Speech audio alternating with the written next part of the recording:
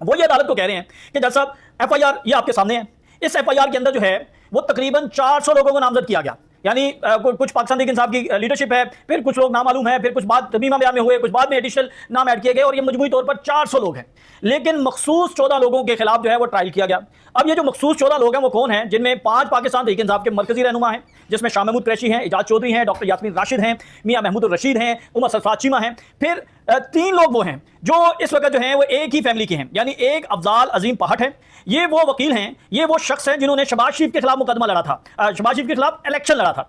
अब इन्हें जो है इस मुकदमे में नामजद किया गया, इनके बेटे को, इकलौते बेटे को नामजद किया गया, इनके भाई को नामजद किया गया और ये बारहा दफा इनके साथ जब गुफ्तगू इन्होंने ये बारहा दफा बात की, रिकॉर्ड पर है कि इन्हें ताकतवर हल्के जो हैं वो बार बार ये कहते थे कि आप खामोश रहें, वो बार बार कहते थे कि आप पीछे हट जाएं, वो बार बार कहते थे कि आप शहबाज शरीफ के खिलाफ बात न किया करें, आप उसके खिलाफ जो धांधली का आपने पिटीशन फाइल की हुई है, अपील फाइल की हो, उससे दस्तबरदार हो जाए, नहीं तो आपको जो है वो पाबंद सलासल कर दिया जाएगा। अगर आप ये समझते हैं तो फिर आपको सजा भी हो सकती है, फिर आप कौन सी अदालत में जाएंगे, फिर आप कहां से इंसाफ मांगेंगे। तो ये वो चीजें हैं। फिर 4 वर्कर्स हैं, यानी कुल मिलाकर 14 लोग हैं जो कि इस मुकदमे के अंदर नामजद किए गए हैं और उनके ऊपर ट्रायल मुकम्मल किया गया। तो उन्होंने कहा कि इस एफआईआर के अंदर 400 लोग थे, जिनमें से 14 लोगों को मुंतखब करके उनका ट्रायल किया गया। जबकि इसके अंदर एक और बहुत बड़ा ब्लंडर है, वो ये कि नामालूम अफराद लिखा हुआ है, किसी का कोई रंग हुलिया कपड़े उसका खदोखाल कुछ नहीं बताया हुआ, तो जिसको जी चाहता है उसको उठा लिया जाता है। और उसकी एक वाज़ेह मिसाल इफ्तिखार है जो कि सियालकोट का रिहायशी था, उसे सियासी इंतकाम का निशाना बनाने के लिए लाहौर के मुकदमे में नामजद किया गया, गिरफ्तार किया गया, 1 साल तक वो पाबंद सलासल रहा। और फिर जब आज ट्रायल के दौरान ये साबित हो रहा है कि वो तो सियालकोट में था, उसकी तो सीडीआर ये साबित कर रही है कि उसका तो इस मुकदमे से लेना देना नहीं है।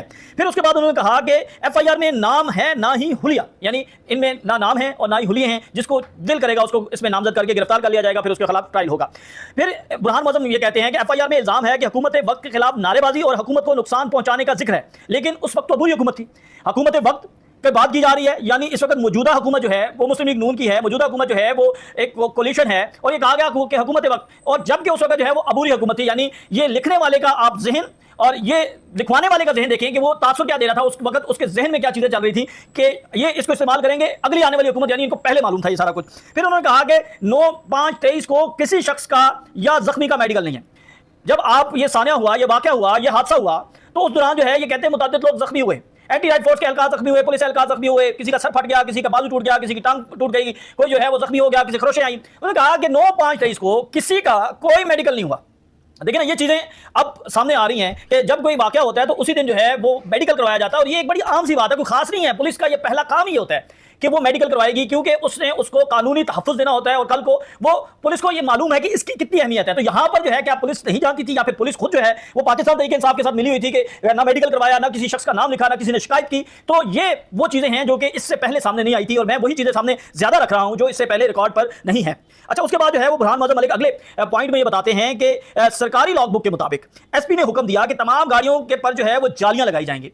यानी जब ये 9 मई से पहले की हदायत थी, जब जमान पाक के बाहर एहतजाज किया जाता था, तो ये एसपी की जानिब से, मुतल्लिका एसपी की जानिब से, और ये हुक्म जो है वो पंजाब की सतह पर आया। पंजाब से फिर जो है वो जिला, डिस्ट्रिक्ट, टाउन, यानी जो SP cantt, SP model town, plan जितने भी थे उन्हें हदायत दी गई थी, और उन्होंने आगे हदायत एसएचओ की, तमाम थानों को की कि जो गाड़ियां निकलेंगी उनके आगे जाली लगी होगी जब भी किसी एहतजाज में जाएंगे, यानी जब पथराव किया जाए, जब सोटे मारे जाए, तो जो गाड़ी है वो महफूज रहे। तो उन्होंने कहा कि यहां पर गाड़ियों पर जो है वो एक एक डंडा जो है वो लगा है, और सामने वाली स्क्रीन टूटी हुई है जो महज केस बनाने के लिए खुद तोड़ी गई। यानी एक एक डंडा लगा एक ही तरतीब के साथ। यानी अगर पाकिस्तान तहरीक इंसाफ के लोग थे तो वो कितने एक्यूरेट थे, इतने समझदार थे, और इतनी उन्होंने एक्यूरेसी रखी कि अगर साइड बाईं साइड से टूटा है तो फिर तीनों गाड़ियों का बाईं साइड से, दाएं साइड से तो तीनों गाड़ियां एक ही जगह से वो टूटी हुई हैं। तो उन्होंने कहा कि ये लगता है कि खुद तोड़ी गई हैं।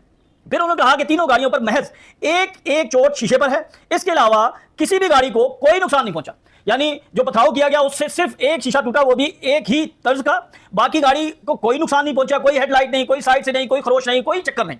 तो उन्होंने कहा कि ये गाड़ियां जो हैं ये माल मुकदमे में नहीं पेश की गई। जब ये माल मुकदमे में पेश नहीं की गई, इनके ड्राइवर से कोई बयान नहीं दिए, इनके जो जिम्मेदारान थे या मालकान थे उन्होंने कोई बयान नहीं दिया, तो फिर आप कैसे जो है इसको इसके अंदर शामिल कर सकते हैं। वो कहते हैं कि एफआईआर से मुद्दई खुद एसएचओ, यानी इस एफआईआर में मुद्दई जो है वो खुद एसएचओ सर्वर है, लेकिन इसी एफआईआर के आखिर में तहरीर है कि मुकदमा दर्ज करके एसएचओ को मुअत्तल किया जा रहा है। यानी ये भी एक दुनिया का 8वां अजूबा है कि जिस मुद्दई के नाम से, जिस मुद्दई एसएचओ के नाम पर ये मुकदमा दर्ज किया गया, जो इसका मुद्दई है, उस वो खुद लिख रहा है। यानी ये कैसी हैरानकुन चीज है कि मैं मुकदमा दर्ज करवा रहा हूं और फिर मैं आखिर में ये भी लिखता हूं कि मैं नाअहल हूं, इसलिए मेरे खिलाफ कार्रवाई भी करें।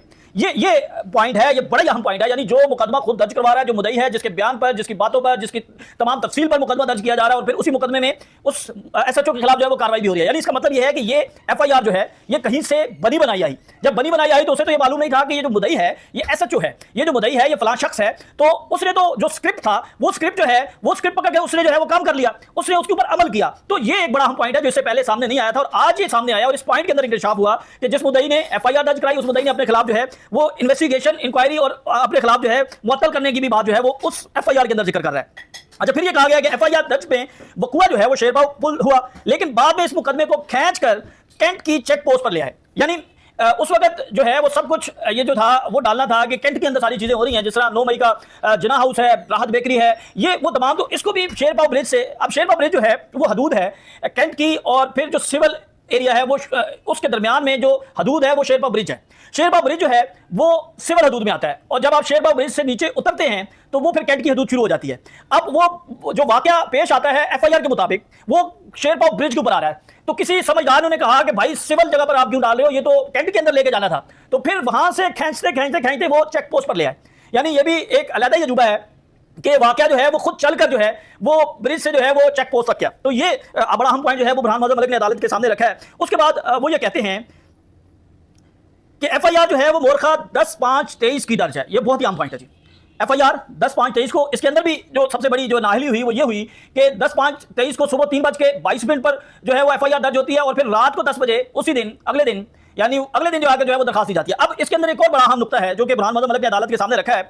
वो ये कह रहे हैं कि एफआईआर 10/5/23 को दर्ज है, लेकिन जो पुलिस के मुताबिक जो साजिश की गई, जो साजिश करने वाले, जो साजिश सुनने वाले थे, उनके जो बयानात हैं वो दर्ज हुए हैं जी 10/5/23 को। यानी 10/5/23 को एफआईआर भी दर्ज हो रही है, 10/5/23 को साजिश का जो बयान है वो भी दर्ज हो रहा है। तो फिर इनका जिक्र जो है वो एफआईआर में नहीं है। देखिए ना, जब आप ब्लंडर करते हैं तो फिर इसी तरह होता है। जब आप जो है वो चीजों को हकाइक के मुताबिक नहीं करते, जब आप इंस्ट्रक्शंस के मुताबिक करते हैं, जब आप हकाइक को मस करते हैं तो फिर आपसे ब्लंडर भी होते हैं, गलतियां भी होती हैं। पहला ब्लंडर आपसे ये हुआ कि आपने रात को 3:22 पर एफआईआर दर्ज कर दी। अब जो एफआईआर दर्ज की है तो बाद में पता चला इसकी तो दरखास्त आई नहीं है, अगले दिन दरखास्त जो है वो लिखी गई। अब वो हबर में जो है वो दरखास्त लिख दी। वो जो अहम नुकता था साजिश वाला, वो तो किसी के वहमो गुमान में भी नहीं था कि साजिश हुई या नहीं हुई, या फिर ये बयान 10 को हुआ या नहीं हुआ, ये तो वक्त बताएगा। लेकिन उस मरकजी साजिश का जिक्र जो है वो एफआईआर के अंदर नहीं है। यानी इतना अहम पॉइंट ये कैसे जो है वो प्रोसिक्यूशन, कैसे जो है वो पुलिस जो है वो भूल गई। तो वो कहते हैं ना कि सुनता जा शर्माता जा। तो ये सूरत हाल जो है वो इस वक्त हुई है कि वो बात करते जा रहे हैं और प्रोसिक्यूटर इस तरह कर रहे हैं और वहां पर जो पुलिस एहलकार तफ्तीशी हैं वो उनकी आंखें नीचे हैं, वहां पर जो खास लोग हैं उन्हें जो है वो उनके रंग जो है वो चेंज हो रहे हैं, गुस्से से लाल पीले हो रहे हैं कि ये इतनी अजीमत हो रही है, इतनी छोटी छोटी बुनियादी चीजें जो हैं वो तक जो है वो मैनेज नहीं हो सकी हैं। अच्छा, उसके बाद ये कहते हैं कि किसी साजिश या इश्तियाल का मुकदमा में कोई जिक्र नहीं है। यानी मुकदमा आप पढ़ें, मुकदमे के अंदर आपको किसी भी साजिश या इश्तियाल का जो है वो लफ्ज मिलेगा ही नहीं।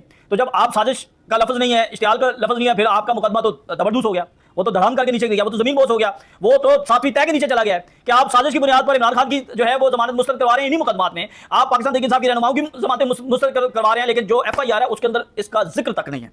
अच्छा, उसके बाद जो है ये कहा गया कि एफआईआर में एंटी राइट से सामान छीनने का इल्जाम है, लेकिन तमाम मुकदमा की शहादत में सामान की तफसील नहीं है। एफआईआर में आप कह रहे हैं कि जो एंटी राइट फोर्स के एहलकार थे उनसे उनका साजो सामान, डंडे, उनकी जैकेट्स, उनके जो सामान था उनकी सेफ्टी का और बाकी जो दीगर चीजें थी वो छीन ली गई। वो जो हजूम था, वो जो मुश्तइल लोग थे उन्होंने छीन कर जो है वो भागे फरार हो गए। लेकिन क्या चीजें ले गई? कोई डंडा लेके गए, कोई जैकेट लेके गए, कोई कारतूस लेकर गए, या फिर वो जो आंसू गैस का शल होता है या वो राइफल होती है या कोई ऐसी चीज लेकर गए, उसका कोई जिक्र ही नहीं है और ना ही उसकी कोई तफसील है और ना ही कोई चीज पर रिकॉर्ड पर लाई गई। तो इसका मतलब ये है कि ये झूठ है।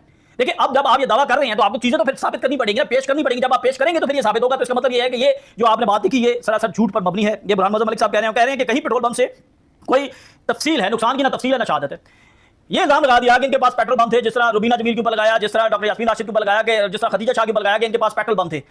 अब वो पेट्रोल पंप जो है वो इन्होंने अपने पास ही रखे और फिर पेट्रोल पंप को उसी तरह हिफाजत के साथ ये वापस ले गए। फिर पेट्रोल पंप पता नहीं कितने दिनों के बाद जो है वो बरामद भी हो गए, लेकिन वो पेट्रोल पंप चला गई नहीं। 9 मई को कोई एक ऐसा वाकया नहीं रिपोर्ट हुआ जहां पर यह कहा गया हो कि ये पेट्रोल पंप जो है वो पाकिस्तान तहरीक इंसाफ के वर्कर्स, रहनुमाओं, कारकुनों या किसी भी शख्स की जानिब से, आम शख्स की जानिब से पेट्रोल पंप जो है वो चलाया गया है। हमने एक पेट्रोल पंप की वीडियो देखी थी अदर सदीक के घर,